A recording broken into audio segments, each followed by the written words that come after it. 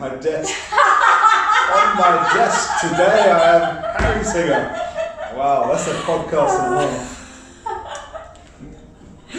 one. Take two.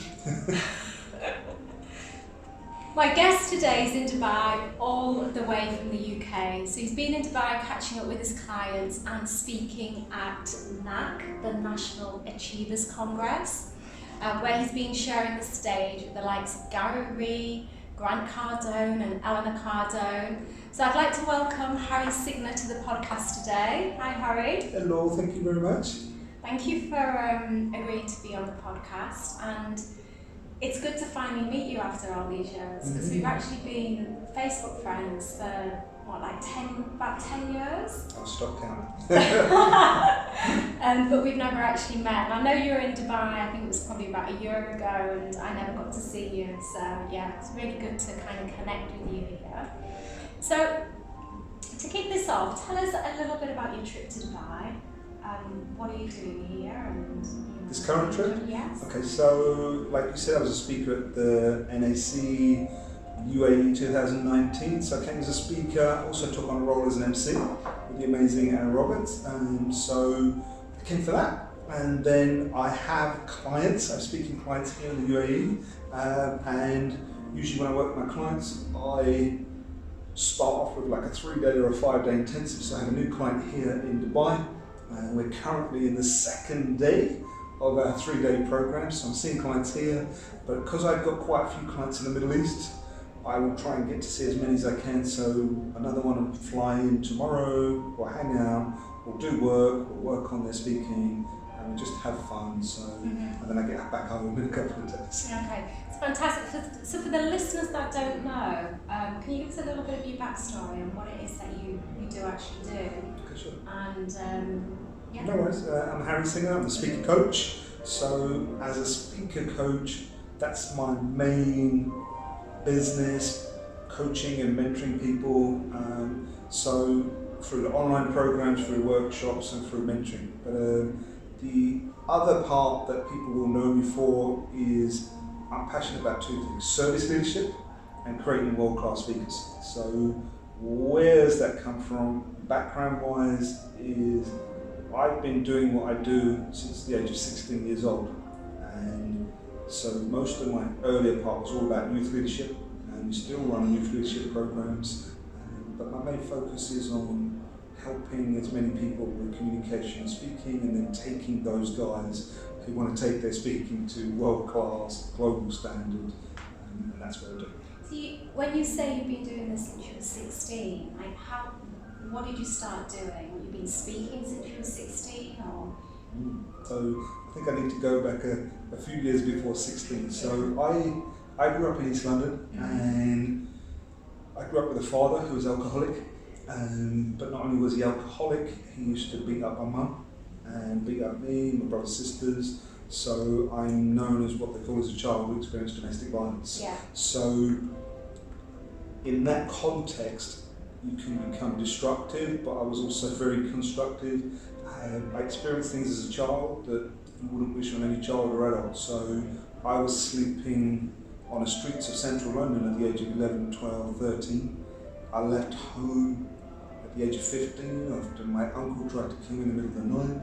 And all of these experiences, I mean, I talk about it now like I reel them off my tongue, but when I left home at 15, it was the worst day of my life, because it was my mum telling me to leave for my own safety, and I became angry, I became very confused, and I had people believing in me when I didn't believe in myself. So from the age of 15, I started helping other young people in youth centres, social services and things like that. Literally because I was given a social worker and I was given a youth worker, and I didn't think there was anything wrong with it. Interesting. I mean, I shared with you that my background was in social work. For 10 years prior to moving out to Dubai, I was a child protection social worker. So you'll understand that now I was at risk, right? Even though they moved me out and asked me to live with my aunt, I got to a point where I was going in to youth centres and children's homes, and I was doing great work. And they wanted to employ me, but I was only 16. And they started, social services used to pay youth service for me, and youth service was paying expenses. And after a while, there's only so much McDonald's you can eat on expenses. And they got loads of money together, and then they started paying for me to have training. So at 16, I went on a counselling course, loved it. But I found out that they weren't going to qualify me because I was too young. And I thought, what do I do? So I went and did that same course for 5 years. And then what happened was I got involved in placements where I had to use counselling skills, and I got involved with drugs projects. And 5-6 years later, when I got qualified, by that time, I'd set up counselling services in East London, drugs projects in there, and I was the chair of the mental health service from the practitioners at the age of 22. So yeah, so when I say I've been doing what I do, officially at 16 I was getting paid to run workshops, do talks. Back then, which is like about over 30 years now, it wasn't called speaking. It was like, you're a trainer, you're this. But so then I started running youth programs, and I got very good at it at a very early age. I got involved with Tony Robbins and people like that, and then I helped create Tony Robbins youth leaders, like Discovery Camp back then. Been involved with that. I helped a lot of other successful people who wanted foundations. So like, one of our mutual friends, Greg Singha, when he created his foundation, came to me and said, look, I want a youth program. So that's what I would do, because that was my passion. Because of what I experienced with my mum and me leaving home, my own foundation had always been youth leadership, but it was definitely women's empowerment, and it was always homelessness. And for the last 10 years, it's also been brought in trafficking, because I believe that's the biggest challenge on the planet. So my foundation takes care of those 4 factors. So that's the backstory between, a kid from East London who left home at 15 and was always told one day you'll be a great leader. And I was like, hang on, I'm 20 years old, I've already got 4 or 5 years experience. And then I defined leadership as no longer about roles. I just decided anybody, and I know that's your passion, anybody that's serving someone else, in my books, is a leader. So I would start saying, right, let's create not youth of today, leaders of tomorrow. It was youth of today, leaders of today. And then roll on the decades, and we started to have young people running programs for young people. And right now, our foundation impacts over 1 million young people, because we've got hundreds of young people go on a leadership program, and then they go and serve their own communities. That's incredible. So what's the name of your foundation? Harry Singha Foundation. It's not an egotistical part of it, but it was like, I just needed to call it that, because 99% of it is funded by our business anyway. Okay, and you're specifically focused in the UK? No. So the other part of what I do is, I'm surprised I haven't mentioned it already, when people talk about success and all the things that you achieved, I always say to people, we measure success different. And my measurement for success, for me personally, is my relationship with my wife. Because of what I went through as a young person, my wife was the first person that even shared about what happened to me. I was busy helping so many people, but I wasn't taking care of myself. So with people that go on personal development programs, some people go to get these tools to help other people and don't take care of themselves. So my wife has been like the rock for me since I was like 20 years old. So she's the most important person. And now I created my life where what I was doing was constantly trying to make money so I could go to Africa, go to Asia. And back then I was training people as coaches. I was part of the first people in the coaching academy back in the UK. And I was doing all youth leadership and personal development. So I was mixing the two together. And I used to try and raise about £20,000 to go and train and accredit a bunch of young people and people who work with young people to become accredited coaches so they could run. And I still live my life like that now, where I hit 5 continents every single year. Asia, Africa, Australia, America, and Europe. And I go there and I do 2-week tours. And in those tours, I can do everything that I love doing and want to do. And it gives me all the time to spend with my family and pick and choose what to do. I'm so blessed now to create a system that allows me to live and serve on my terms. So that way, I have my youth leadership programs running on the tours. I can go and do my corporate work, I can work with my clients, I can run speaker training. So that's the sort of backdrop. It's interesting because normally it's kind of the other way around. You 100%. create the wealth and you create this life that you've dreamed of, and then you start giving back.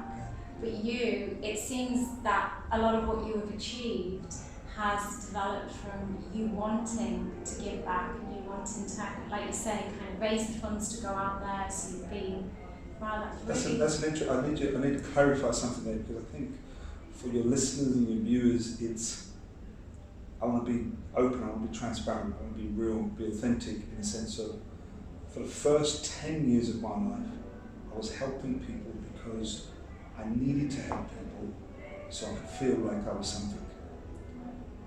And it was, I would just do it, and fall asleep at night. Until I turned my life around, then I started doing it because I wanted to, it was a choice, and I could achieve even more. So I want you to understand that I know there's many people out there who love helping people, but they're not taking care of themselves. So there's a big distinction between wanting to help people and needing to help people.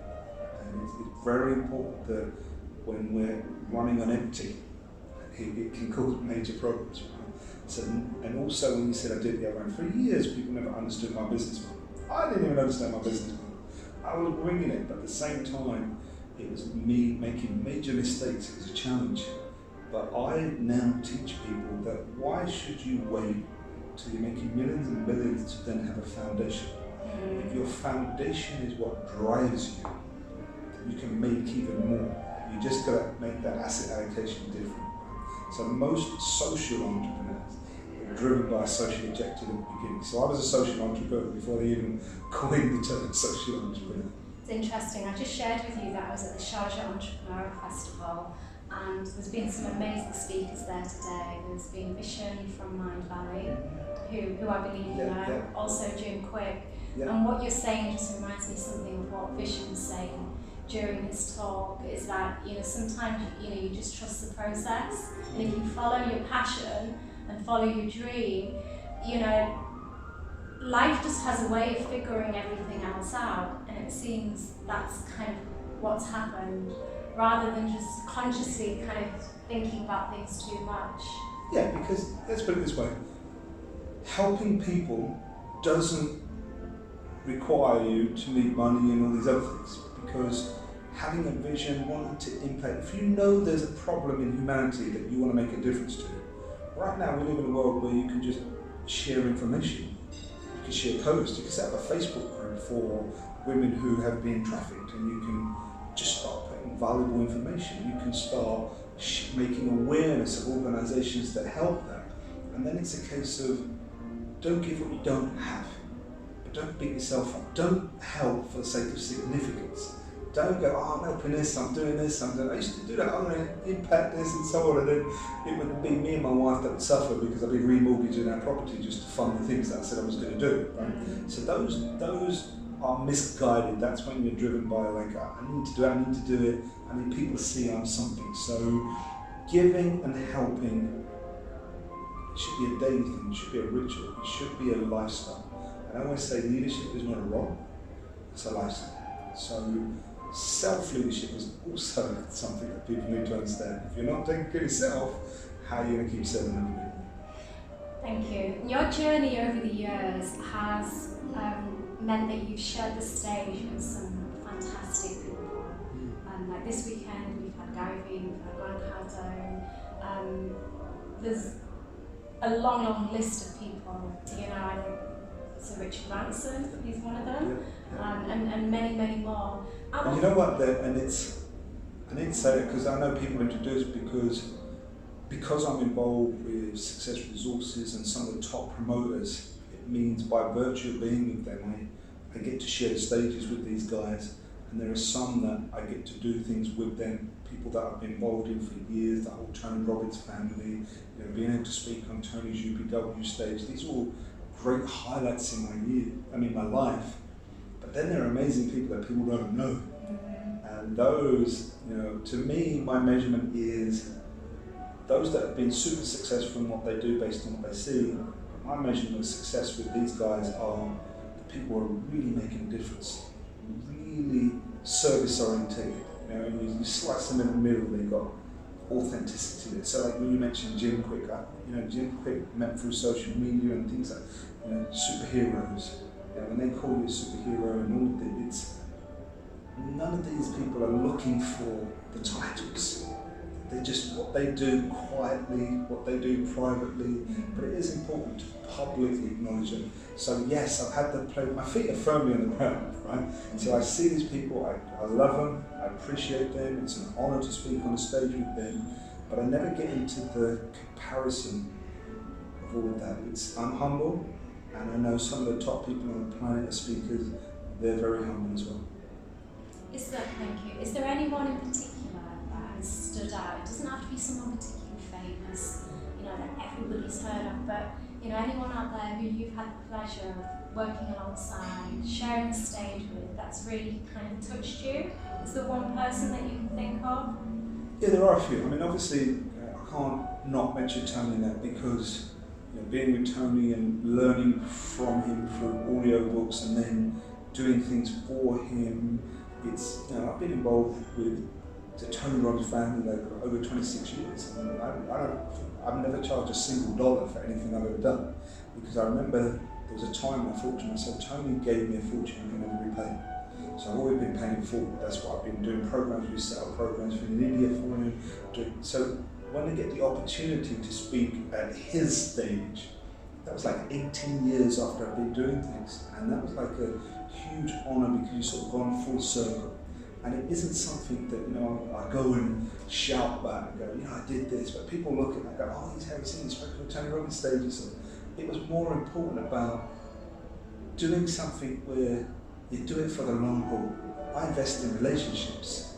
It's like if you go into a relationship with someone and say, oh, within 2 years I want to do X, Y, Z. No, go in there, go, look, I'm going to keep adding value, keep serving. So Tony's definitely in there. Robin Sharma is another person that I really connect with, relate to, because it's about leadership and it's about service leadership. There are speakers that aren't necessarily... Robin was in Sharjah. Is he there as well? No, not this time, he was here last week. Right. I was going to say, I was sitting in the bar. 2 weeks ago. Okay, that's beautiful. But there are people who aren't necessarily known by everybody else. They're not necessarily on this multi-speaker circuit. So one person I would acknowledge is a lady called Kathy Buckley. Kathy Buckley is an American comedian. She's was known as the deaf. She's on your website. Yeah, so to me, she's one of these beautiful souls that have been sent on the planet to remind people how to love. Her overcoming adversity.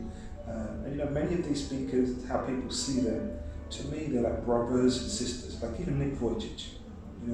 Just being with Nick in Texas, where he spoke to 13,000 high school students while he was doing his bullying campaign. People that have overcome adversity, but when they share their story, it's no longer about their story, it's about the message and the gift and using the platform to make a difference. So yeah, I'm blessed, there are so many, but there are people that are like my own private clients. Like you've got a young guy called Spar Shah, 15 years old. All he had a goal was he wanted to sing and speak to 1 billion people, and he has what people know as brittle bone disease. About 500 operations and so on since he was about 12 years old. Now he's a professional speaker, and he finally got to speak and sing to 1 billion people because he went on one of the top Indian shows in India. He lives in New Jersey, and there's over 1 billion people watching this show. And then I think it was just last month he sang when the Indian Prime Minister went to America with Trump, and he was that kid in there doing all these things. So there are people like that.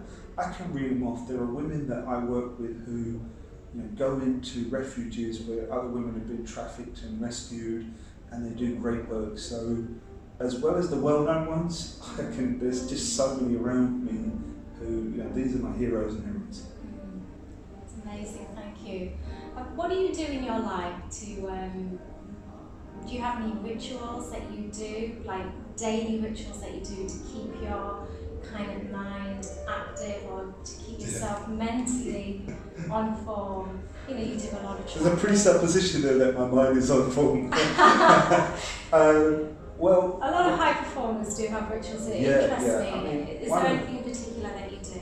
It's funny, we literally had a conversation this morning with my client, and he was asking the same thing. There is something I do every morning, and it's a ritual that just came by habit. It's something, and it's been conditioned. So I always say, people joke about it, it's like, because I travel quite a bit, I always say the moment I wake up, the first question in my head is, where am I? Right? And as soon as I know where I am, I immediately go into, I know what I've conditioned myself to be the first question. But as soon as I know where I am, I go into breathing. I just do a lot of deep breathing. And because that helps me, you open your eyes. As crazy as it sounds, I start doing eye exercise. I make sure I look up, look down, because I just want to get myself, and I'm not even out of bed. And the first question I go into is, because depending on where I am, it's the same question. And the first thing is, how can I actually add more value today? So if I'm at home, I'm with my wife and my kids, it's like, how can I add more value to them? And if I'm going to be meeting people, if I'm not at home, and I wake up in the morning, where am I? Oh, I'm in the Shangri-La, I'm in Dubai, okay, I know where I am. Because literally I was in a different hotel yesterday, right? And then I go, okay, cool, I got my new client, and today we're going to focus on how can I add more value? How can I turn up better? What can I make sure I drink, or do I hydrate? Do I do this? How can I add more value? How can I give you more than you possibly expect? And to me, that's how one of the rituals that I start with. And then I get up, then I stretch, then I go and do all these other bits and pieces. And I don't turn my phone on until I've done all those bits and pieces. So that's one of the rituals. I think literally not turning your phone on is another ritual. Oh, 100%. These are the things the little things, it's what you do and what you don't do. But when you ask me rituals, and you were thinking, what rituals do you have to keep? The first thing that came to my head is, I'm a crazy football fan and I follow Arsenal. But following Arsenal, I don't know if it's good for my mental health or not right now, but I miss the games when I'm not there, but even when I'm not there, I've still got my Arsenal shirt on and it's got my... So there are things that I have that, I love it in my family, and then I just love what I do. The people that I work with, I get to pick and choose who I work with, so I'm working with people who are making a massive difference to communities, and by me helping them become greater speakers and making sure they can create an income from it and be a world-class standard, I'm investing in them. So they're like Motaz Mashal, I mentioned it. Motaz Mashal is probably the #1 speaker across the Arab world, taking a personal development program, delivering it in Arabic. So he delivers these events like 5 or 6 times in different countries to like 500,000, like 500 and 700 and 1,000 people different. By me investing and helping him, you see all those thousands of people. Are you Motaz's I'm coach? part of it, yeah. But incredible. now it's like, see, I don't even call it coach anymore. Once I spent a year with someone on an intensive, we become partners, we become family. So what that means is, Motaz is the first person to tell you who his mentor is and so on. That's me. But now I can go behind the scenes. So I'll be with him in a few days. He's in Jordan next month. When I can make it my schedule, I will be there because I know the impact that they make. Pleasure of hearing him speak actually at an event. In fact, it was the Lisa Nichols event. He was on stage. The Coca-Cola Arena one? No, it was, I can't remember where it was, but it was in April. I think it was April this year. So yeah, he was speaking at that event. It was an event. And you got to feel his heart. These are the times. He was fantastic, yeah, fantastic. Let's talk about mentors now.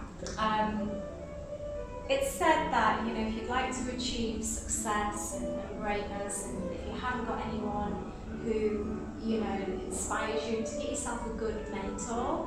What's your view on that? And, has there been any particular person in your life, any particular mentor that you'd care to mention and share with us today that has helped you get where you are today? Okay, so my take on it about mentoring, one thing I really want to get across is that when we think of mentoring, it's usually we're looking for someone who's doing what we want to do. And when I started at 16, 17, 18, 19, and I was like, cool, it wasn't a case of you go and find someone that's doing it. One, it used to be like, oh, it's going to cost us money. But I sometimes find mentors usually are the people that are already around you, rather than going and searching.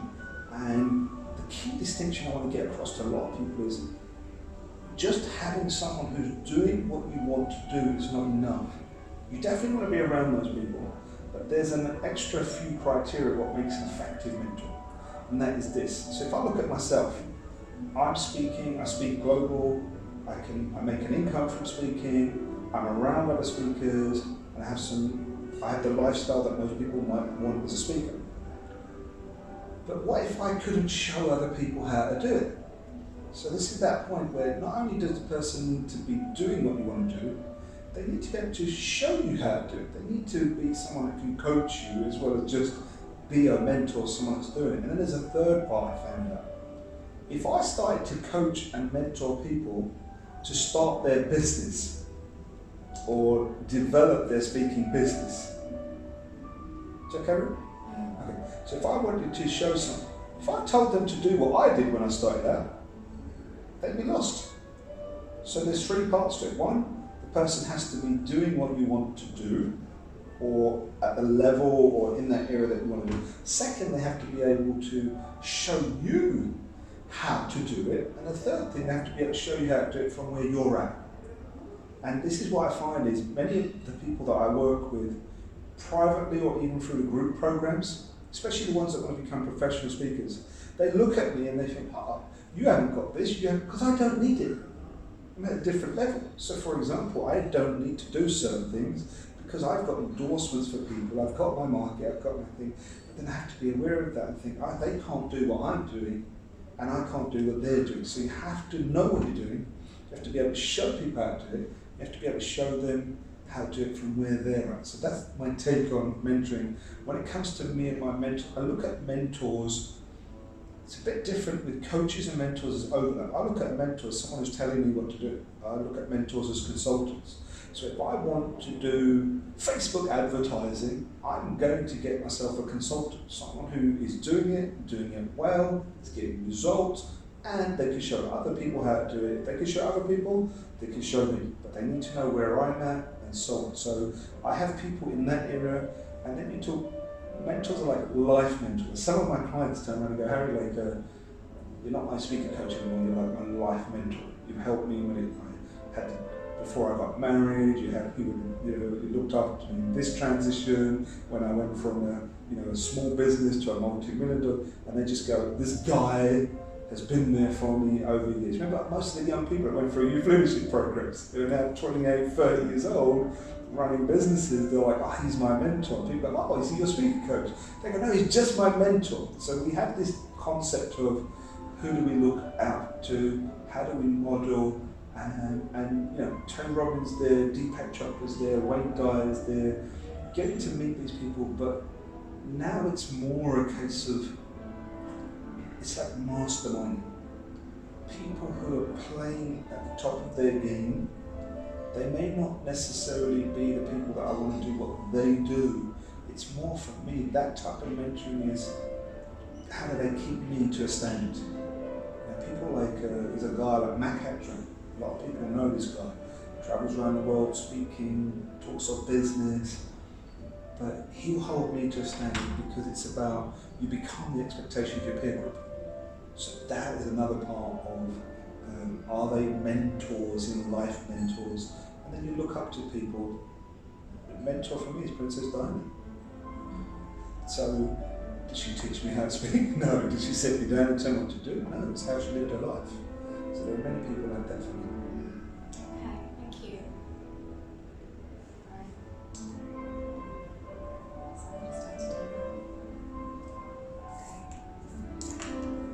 Harry, thank you for that. I've looked on your website and HarrySingha.com. HarrySingha.com and you differentiate between helping people become a speaker and helping people become a professional speaker. How can you explain the difference in that and how you would work with somebody? Well, the reason I decided to really get into the whole speaker training market was I saw a few speaker trainers training loads of people to become speakers, and many of them never really made it. And because they misunderstood the training and so on, I wanted to, if you ever get upset with something, you've got to do something about it. And because I was in the speaking industry, it's a bit like the life coaching industry, something like 1 million coaches, and every coach was tarnished with the same thing.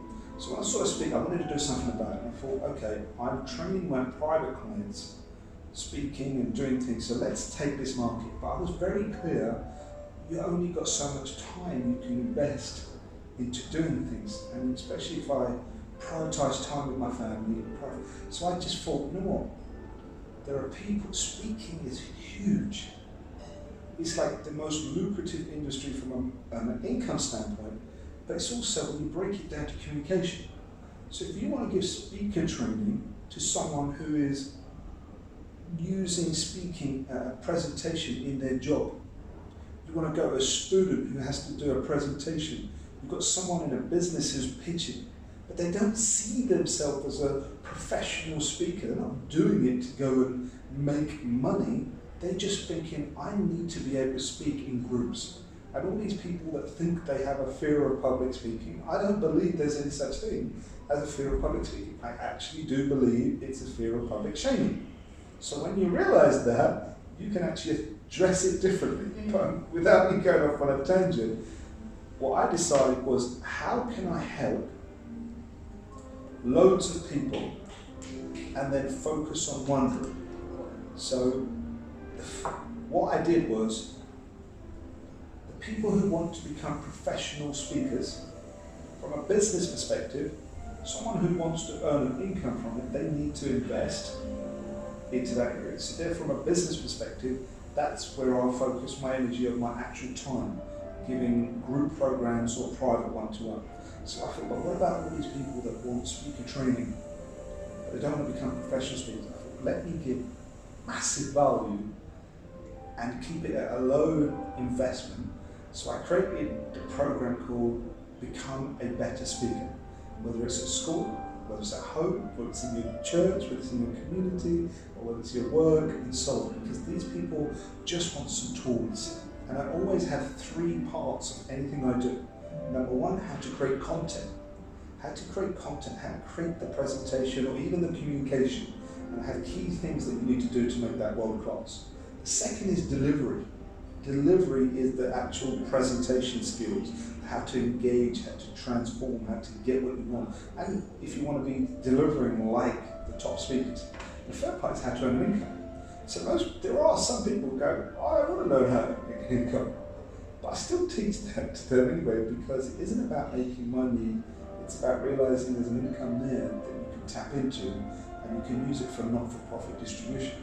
But most people that just want those few skills don't want all the rest of it. So I created like a 21-day challenge. I have a 1-day program called Become a Better Speaker, and I love it because it's me giving so much value in person, and I build it into my talks. So there are a whole group of people who just want to become a better speaker, and I'm a big fan of your program should say what they do. So anybody that wants to become a better speaker, that's for them. Anyone that says, look, I want to become a greater speaker, a world-class speaker, and earn an income and make it a professional business, then that's a different thing. It's a bit like someone coming to me and I'm a driving instructor. Someone wants to become a Formula 1 driver versus someone who says, I want to be an Uber driver and so on. No disrespect to either, but they're going to need different things to get there. So that's why I made that distinction. What does it take to earn an income? Oh wow, here you go. From being a speaker. I got it, right? So this people ask me is, I say, most people think there's only one way to earn income, and that's like you get paid a fee. I have a model called FBI. There are 3 ways to earn income. One is F, which stands for fee. So you're basically charging a fee, whether you're charging $500 or $50,000. The only way you can earn more money is a fee-based professional speaker is you have to increase your fee, or you have to get lots more gigs. I don't want to get hundreds and hundreds of gigs, because it takes me away from my family, right? So most people, that isn't what they set out to do. I'm going to be a professional speaker and I make money for my family, but you've got to do 100 gigs a month. It's just not, it's not the most viable. And it's, when you think about time for money, it's on the lower end. So if you are a fee-based speaker, you have to increase your fee, or you have to get more gigs. Those are the skill sets you need. But then you've got B. B is called back end. And back end simply means that you can go and speak and you don't have to charge a fee. That you can speak in larger groups to communities that may not have the resources to pay you to speak. But now you can sell a product. Because if you're like starting out and maybe charging $500, if you've got 500 people in the room and you've got a book, and 100 people buy your book for $20, that's $2,000. People are like, oh, you see the ceiling, it's just broken. That's why this speaking industry is so lucrative. In 90 minutes, you can sell a $2,000 product to 5,000 people and 1,000 people buy it. You're in the millions.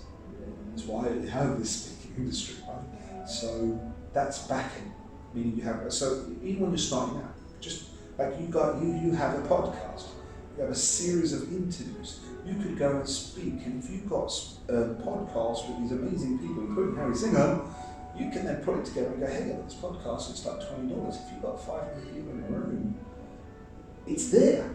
And it's something that people want. So that's the back end. The I in the FBI is invitation. And it's the one I do most of all. I will go to an event, I will just add massive value, but I will tell everybody, this is who I am, and this is what I do. For example, I'm Harry Singha, the speaker coach, and I help people who have a passion of speaking and transform their passion of speaking into a professional speaking business. Now I'm talking to the whole world and say, this is what I do. And then I add loads of value and I say, those of you that are interested, go to my site, fill a form in, check all the free stuff, do what you want. But if you want to work with me, fill a form in and let's see what we do.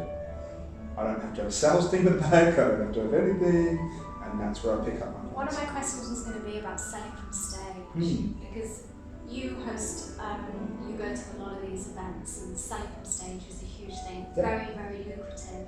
And you have different degrees of from soft selling to cracking used sales process. I'll be totally honest with you, as a salesperson, the whole process fascinates me. And I've seen some, the likes of Andy Harrington is extremely good at that, and I've seen him do it. And the first time you go to these events and you're not familiar with it, it really is like these people are making you feel like if you don't buy their course, then you're not going to succeed.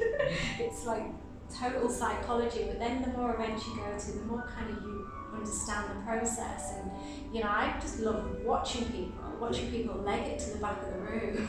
But it was interesting at this event at NAC, the National Achievers Congress. I was really surprised by Ty. I don't know why, but I'd formed a judgment of Ty Lopez. I absolutely loved it, and I love the fact that he didn't come in with a hard sell. Neither did Grant. He didn't come in with a hard sell either. But then you had, a couple of other speakers that did, like John Lee, and I'm pretty sure there were so many people. I mean, it works because I think more people bought John, or if you look to the back, it appeared that more people had bought John's course. I mean, what's your view on this hard sell? Are these methods that you adopt? The answer to the question, are these methods that I adopt? The short answer to the question is yes. But I think I do them differently and on different scales. So what does that mean? The process that people use, it helps you achieve an outcome. You have to understand in this industry, people knock this industry, they're not promoters and say, oh, there's all these people selling. But the promoters put in so much money to hire a venue. You have to realise there's millions goes in. And to bring in some of the top speakers, the big name speakers, they're being paid a fee to go, right? That's why they don't have to sell. So if you imagine you're a promoter and you just put in $5 million to put on an event, you're going to need speakers to come in who are going to sell. Because then you're going to take a cut from them. That's the only way to do it. That's how, in one side of the coin, it's many people are getting to hear people like Richard Branson, Tony Robbins and so on. So there has to be a business model because the promoters are doing it. It's a business, right? It's not charity. When it comes to the individuals using that sales process, it works. It's very important people need to understand it. And I always teach people to be authentic. If it feels right for you and that's what you do, go ahead and do it. You also have to make sure what you're delivering has to be of value. So there are some speakers, like I said, like John Lee. John Lee does a hard sell, but John Lee delivers. John Lee's products and programs make a difference in people's lives, right? So I've known him a long time and so on. When it comes to me, I personally want to advocate that you could sell and it doesn't have to be so hard. But my model isn't like I don't need 500 people to come and attend an event and things like that. It depends on who you are and what you want to do. You have to have a certain team behind you. But I want to point this across. The process that is used, it's really, and I teach my clients, the same systems and processes that you have to have people running to the back of the room to buy a product is the exact same system and process you need to take 1,000 young guys who are carrying guns and in the end of the event put their guns down and carry pencils. Because it's the art of influencing, and sometimes people need to be pushed, but it's, I think what you're saying, I hear a lot of people, there's just a line that people go past, and it's okay. It's even Tony Robbins. Tony Robbins could sell harder, and choose not to. Tony Robbins, and that's his value system. He wants to do it his way. Yeah, he makes billions, but he could be making more. So people do what they do, hopefully with their own Yeah, I purpose. think in the presentation, if you're giving value, like we mentioned John Lee, I don't mean to focus on him or single him out, but he gives a lot of value, gives a lot of free value in his presentation. So even if you don't buy his course, you're going to go away from that with, you know, some really good actionable tips that you can take away and that you can apply. Here's the flip side. There will be some people that will feel, I was sold to really hard. And there are some people that will go on those programs, take the content, and it will transform their lives, emotionally, spiritually, and financially. And they might be the people that go, hey, you know what? To whoever the speaker is, he or she will go, had you not pushed me that way, I probably wouldn't have gone there. So there is two sides to it. So I'm not here to knock speakers or knock the system or even the industry. But I do know that I've been in the industry for over 35 years, and I'm now seeing that there aren't as many people that have got the authenticity there. But we know the few good ones, but it's like, I'm not here to complain, I'll make the difference, I'll influence the industry while I'm still here in some. So there's yin and yang to it. And it's education, you know, and education should be continuous. I know when I finished, I spent so long at university many years ago. I did a 3-year degree, then I did a 2-year MA. And I remember coming out of it and I had, this is just, right, I'm going to wrap up anyway, because we've been chatting for a while. I can't have this happen, I've got to get some. I say to them 10 minutes? Yeah, 10 minutes. Sorry about this. It just reminds me that we need to get some batteries.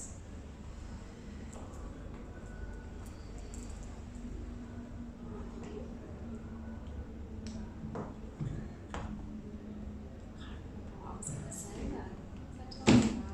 What was I talking about? What was I talking about? We were talking about sales, and then you said you did an MA in something. Oh, yeah.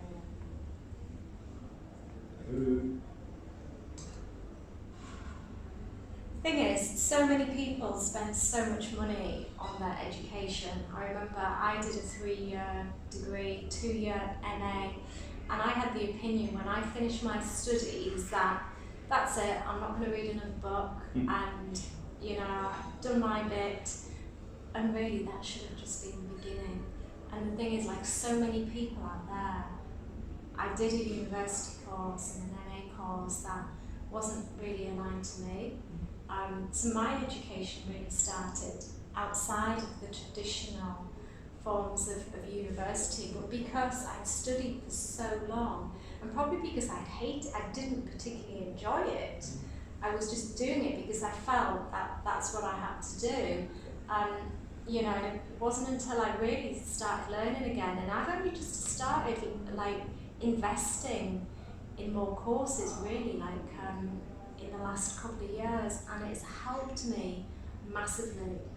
And it is something, there's a big industry for this in the Middle East. You know, I'm part of WhatsApp groups with over about 3 different groups, all with people that are, you know, with over 100 people on some of these groups, they're all interested in personal development, and they spend so much money on these, like, you know, they really are like seminar junkies.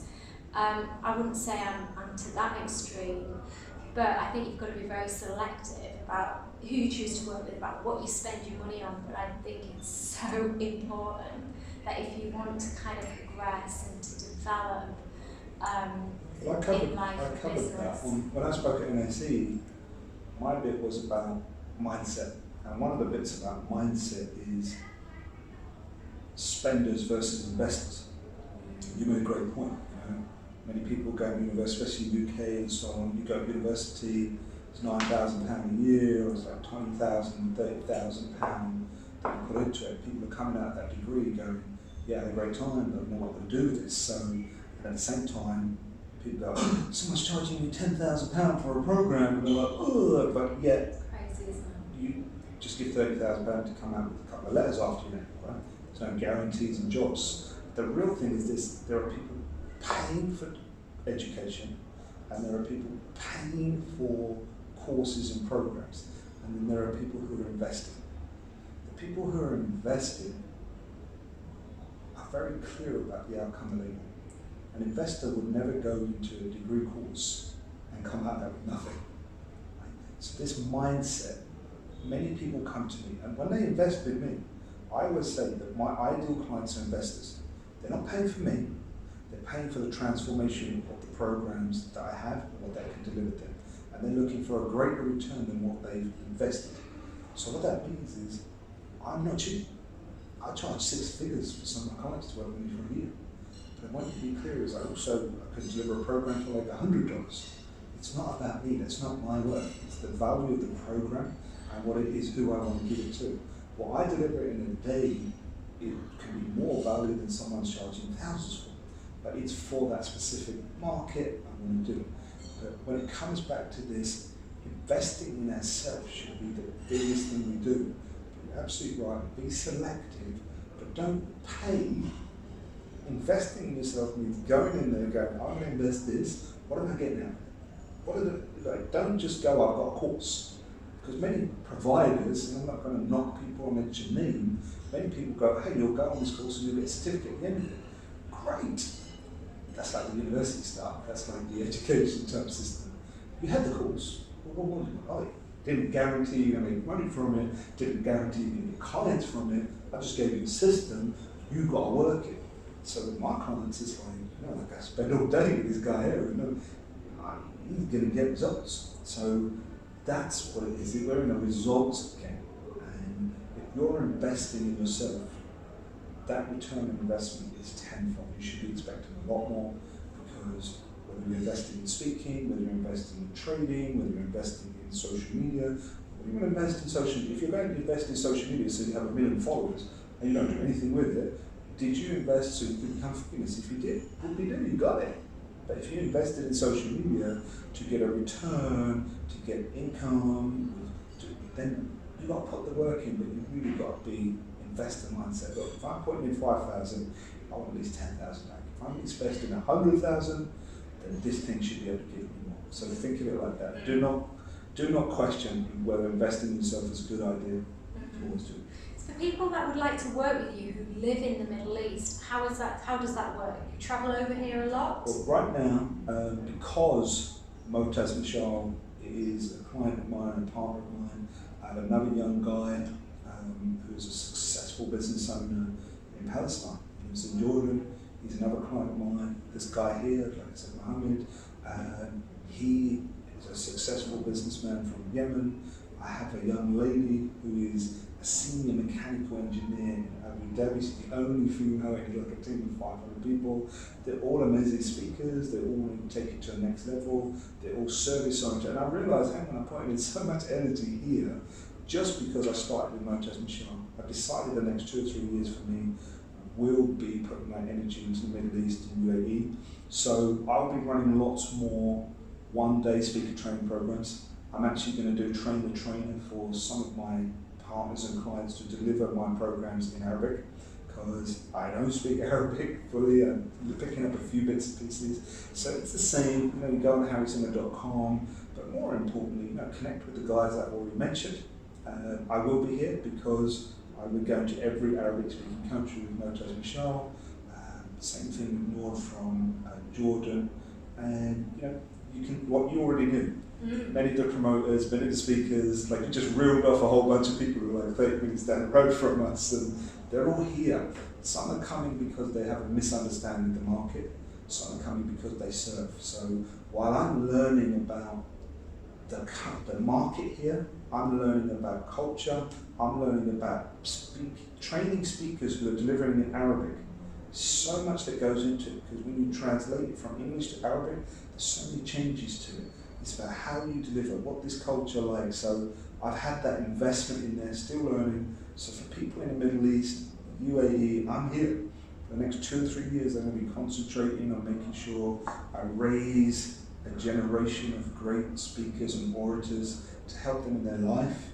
And the ones that want to do it from a business perspective, then it's the same thing. Choose whether you want to become a better speaker, professional speaker. And the simple thing is, everything's on the website, but for people who want to become a professional speaker, there's an application form.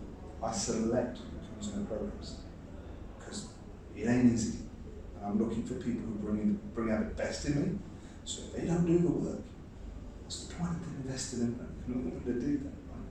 But I'm also interested in those that have a social objective behind them as well. Okay, that's fantastic. Where can people find you, Harry? harrysingha.com. harrysingha.com. Instagram, Facebook. Yeah, it's all on this. I think with some of them it's Harry Singha, the speaker coach. But if you put Harry Singha, you'll find it on Instagram. It's there. But it's like, definitely check out those guys that said, like, if you're following Mumtaz Michal, especially if you're in the Middle East, come to one of these events. He's a very big name over here. Huge. So, huge. and I don't think a lot of people realise that you coached him. So, that's fantastic. This brings up an interesting thing. I always said I can watch speakers and know who they've been trained by. And someone else that did the radio in the UK, you said that once. How do people know who's been trained by you? And I remember the first thing that came out of my mouth, I said, they don't. And so I thought, now I've got to back it up. I said, why? Because I train speaker coaches with the systems and tools, and then I ask them to be authentic. That brings in them, and it's authentic with purpose. So even if there are things that we say, oh, this is something that we advise not to do, but if you're going to do it, let's compensate for it, make sure you actually achieve the purpose. So I'm more interested in growing speakers and letting them be celebrities in their area. But for those people in their community, they'll know exactly who I am. That's great, fantastic. Thank you so much for being a guest, Harry. My pleasure. Really appreciate your time today. And thank you.